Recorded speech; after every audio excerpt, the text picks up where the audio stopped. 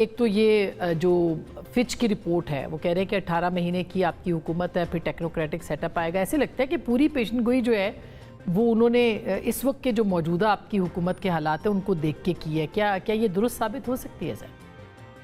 कि basically Fitch जो है वो एक क्रेडिट रेटिंग वो उनका लाजमी तौर पे जब क्रेडिट रेटिंग करते हैं तो पॉलिटिकल हालात को भी वो जांचते हैं, उसको भी एवेल्युएट करते हैं। तो हो सकता है क्या फार्मूला उन्होंने अप्लाई किया है जिसके मुताबिक वो बड़ी एग्जैक्ट जो है 18 महीने जो है मेंशन कर रहे हैं। तो लेकिन मैं नहीं समझता कि वो इस किस्म की सिचुएशन हालात जो हैं वो गुमगू की कैफियत ज़रूर है। तो लेकिन कोई बात नहीं है, कोई इमिनेंट जो है जिससे जो है को 18 महीने में सिस्टम जो है लपेटा जा रहा है। वो हमारी हुकूमत की बात नहीं कर रहे, वो सिस्टम लपेटने की बात कर रहे हैं। जी ऐसा ही है कि जी अगर वो टेक्नोक्रेट सिस्टम आएगा तो लाजमी तौर पे वो जो जमहूरी अदारे जो और दूसरे वगैरह ये लपेटे जाएंगे। फिर तो एक बीच में एक आप कह सकते हैं ना कि इंटरम अरेंजमेंट आएगी जो ये फिच के मुताबिक जो है जो निज़ाम हुकूमत चलाएगी। परेशान कुन बात नहीं है मेरा ख्याल है। जनरली आप सारे हालात देखें तो परेशान कुन हैं, इसमें कोई शक नहीं है कि एक अनसर्टनिटी जो है, एक हालात की जो पेचीदगियाँ जो हैं और जो आप प्लानिंग नहीं कर सकते जब तक हालात जो है सेटल डाउन ना हों, तो उस मुल्क के लिए कोई अच्छी बात तो नहीं है। दहशतगर्दी भी जारी है। जो हालात हैं इसमें ये बात बिल्कुल मैं एडमिट करता हूँ कि एक जिसको कहते हैं कि गैर यकीनी एक माहौल ज़रूर है जी। और उसमें जो है मैं समझता हूँ कि हम जो सियासतदान हैं इनका ही सिर्फ जो है वो कंट्रीब्यूशन नहीं है। मैं समझता हूँ उसमें अदलिया की भी कंट्रीब्यूशन है। अदलिया के जो अंदरून खाना जो इस वक्त हालात हैं, जिस किस्म की राइवलरी और जिस किस्म की जो है इंटरनल वहाँ के उस अदारे की जो पॉलिटिक्स है जी, वो तो मौजूद बहस जो है वो हर गली मोहल्ले में दुकान पे बैठ के लोगों के नाम भी याद हो गए हैं। कोई एक वक्त होता था कि लोगों को ये भी नहीं पता होता था कि चीफ जस्टिस कौन है, जस्टिस कौन है। लेकिन वक्त ने जो है उनको भी उतना ही मशहूर या इश्तिहारी कर दिए हुआ है जितने हम हैं। बिल्कुल। जैसे कायद साहब अब जैसे आपने बात की तो हर फैसला जो है वो उल्टा पड़ रहा है हुकूमत का। मसलन तहरीक इंसाफ पे पाबंदी का मामला हो, वहाँ पे जिस तरह से फीडबैक आया हुकूमत को एक कदम पीछे हटना पड़ा। पीपल्स पार्टी की मुशावरत के बगैर पीपल्स पार्टी अलग नाराज़ इस वक्त खड़ी है और आपकी हुकूमत उनके सर पे खड़ी है इस वक्त। तो ये सब मामला क्यों हो रहे हैं? देखिए ये पीपल्स पार्टी वाली बात से मैं इख्तलाफ करूँगा। कोई ऐसी बात नहीं है, पीपल्स पार्टी हमारे साथ ही है। लेकिन अप्रोच का ज़रूर इख्तलाफात हो सकते हैं कि इन मामलात को जो है वो किस तरह अप्रोच किया जा सके। उनकी डिफरेंट अप्रोच लाजमी तौर पे वो एक अलहदा पार्टी हैं और हम एक अलहदा पार्टी हैं, तो वो उस वजह से इख्तलाफात हो सकते हैं। लेकिन कोई ऐसा नहीं है कि वो कहते हैं हमसे मुशावरत नहीं की। तो क्या वाकई ये जो फैसला था तहरीक इंसाफ, मेरा ख्याल है वो सही कहते हैं। अच्छा, नहीं की गई मुशावरत? मेरे नहीं ख्याल कि उनसे मुशावरत की गई है। करनी चाहिए थी। करनी चाहिए थी। तो क्यों नहीं की गई? मेरे पास इसका कोई जवाब नहीं है। लेकिन मेरा ख्याल है ये अनाउंसमेंट जो है जो 2-4 जो हमारे इत्तेहादी हैं उनसे बात करके उसके बाद अनाउंसमेंट करनी चाहिए। तो ये प्राइम मिनिस्टर को चाहिए था या पार्टी को?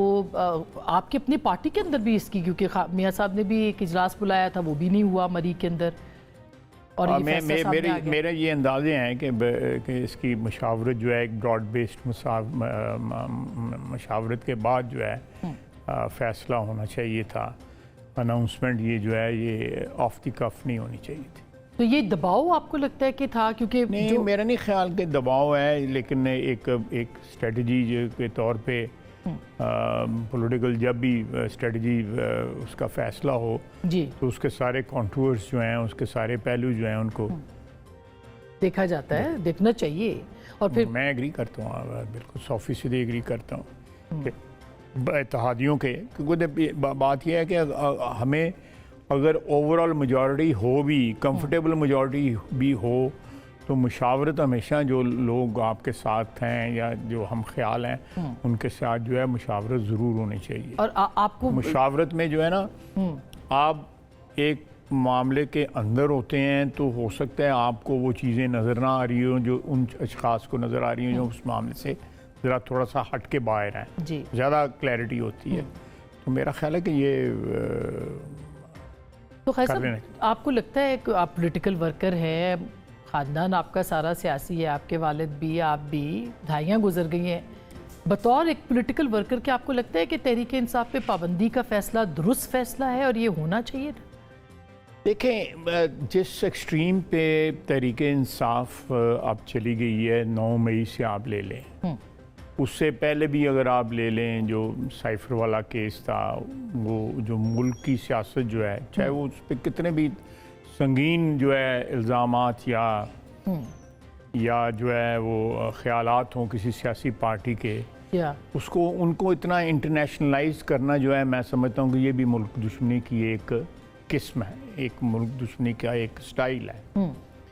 तो वो इससे जो है मैं समझता हूँ कि जो स्टार्ट हुआ, फिर उसके बाद उन्होंने जिन पे तकिया था इस्टेब्लिशमेंट पे, उनका पिछले 7-8 साल से 10 साल मुशर्रफ के वक्त से, बल्कि उससे पहले के जब ये लॉन्च हुए हैं, एक ज़ायनिस्ट लॉबी ने इनको लॉन्च किया और फाइनेंस भी किया। उसके बाद जो है यहाँ भी उनकी पजीराई जो है उन्हीं हलकों में हुई जो ट्रेडिशनली जो है पावर ब्रोकर्स रहे हैं।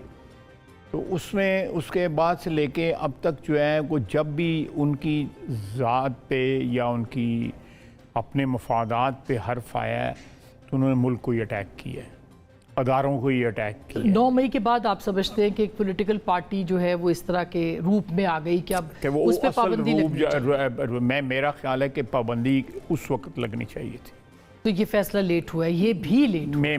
मेरी दानिश के मुताबिक उसी वक्त पाबंदी लगनी चाहिए थी और जो भी इकदामात उठाने चाहिए थे वो उस वक्त ही होने चाहिए थे जब 9 मई का वाक़या हुआ है।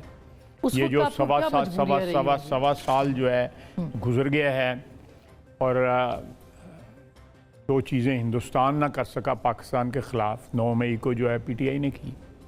अब देखें वो कितना डिस्टेंस उन्होंने किया हुआ है, शोहदा के जनाजे भी नहीं पढ़ने जाते। एक बड़ी साफ साफ बात है, सामने नज़र आ रही है।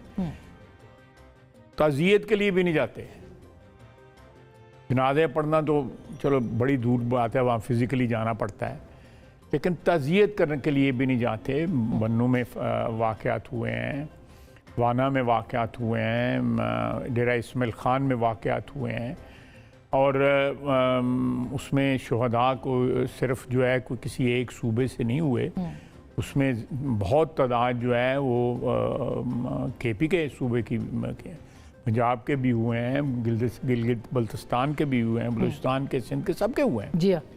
लेकिन हुकूमत का कतराना कि वो क्लियर कट स्टैंड लें इस मसले के ऊपर और साथ साथ वो ऑपरेशन की भी मुखालफत करें, मैं समझता हूँ कि एक पॉलिटिकल पार्टी का करैक्टर जब इस तरह सामने आ जाए, साफ नज़र आना शुरू हो जाए, तो फिर वो इनवाइट कर रहे हैं कि हमारे उनके ऊपर जो है ना पाबंदी लगाई जाए, जो है उनको जो है एक, मैं समझता हूँ कि मुल्क दुश्मन या मुल्क के मफाद के मुनाफी सरगर्मियाँ जो है ना वो पिछले 1.5-2 साल से उनकी जारी और सारी।